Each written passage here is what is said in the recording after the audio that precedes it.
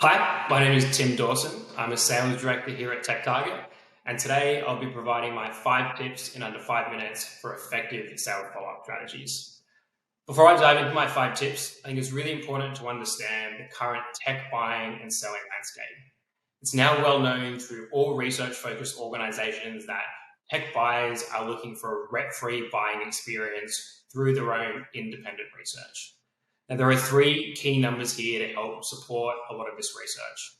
Number 1, 83% of buyers' time is spent away from suppliers and sellers, meaning they're relying on independent resources and publishers to do their research. There are now, on average, up to 9 individual stakeholders as a part of a buying committee here in the Asia Pacific region. And number 3, 71% of buyers have switched vendors and suppliers in recent years, which all comes down to the value that sellers are providing them. Now, to help address these challenges, there are 3 Ps that sellers need to consider and remember. Number 1, prioritize the right individuals in a buying committee without guesswork. Number 2, personalize outreach to a buyer's needs through trusted data partners. And number 3, prescribe your solutions to a buyer's outcome. Now, this won't be rocket science to anyone, but sales in the current tech landscape is also exponentially more crowded than it was even 5 years ago, meaning connecting with buyers is incredibly difficult. This shows in the levels of engagement needed from sellers, with it now taking, on average, up to 18 dials to connect with a prospect, and more than 80% of those dials are now going direct to voicemail. And buyers and prospects are now receiving up to 60 emails per week. Now, you should be asking yourselves, does my outreach and cadence regularity help cut through this really high level of clutter? In my 7 years here at TechTarget, I've worked and consulted with sales teams from some of the largest tech companies, and it still surprises me on the number of sellers that are looking for the ultimate shortcut, limiting their ability to help cut through this really high level of noise. Now, that leads me to my 5 tips, taken from direct advice from technology buyers themselves.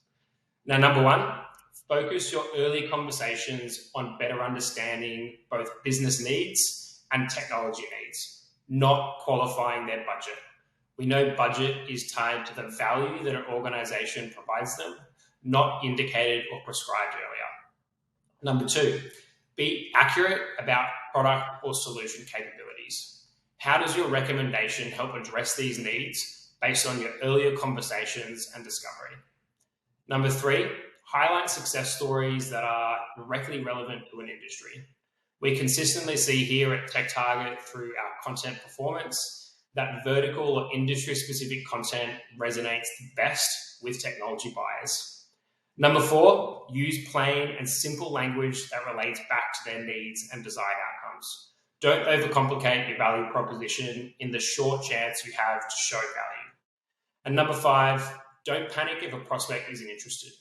Continue working your prospects through a consistent, multi-touch cadence like the example I've included here, and your results will come. We had a really great example of this recently with one of our own junior sellers opening an opportunity on the 17th touch.